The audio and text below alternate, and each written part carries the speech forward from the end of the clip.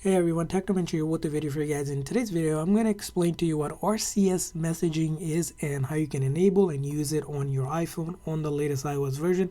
So let's get started. So RCS messaging is simply going to allow you to improve your messaging experience over SMS and MMS, which allows basically what you get on iMessages, similar experience on regular text messages. You can see sometimes when someone is typing, you can get read receipt, you can get file sharing, so you can share larger files and photos, high resolution photos, and even group chat that lets you add and remove people from it. Again, a unique experience.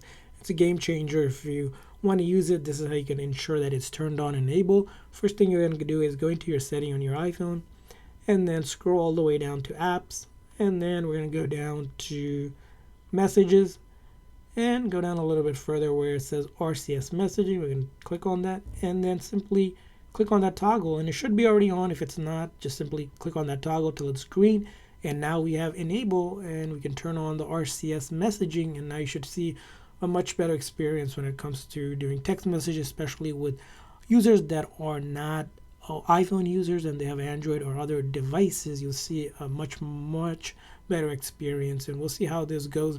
Now, for some reason you don't see RCS messaging, it might be because your carrier doesn't support it, or you're in an area or a country where RCS messaging isn't currently available and might be supported in the future.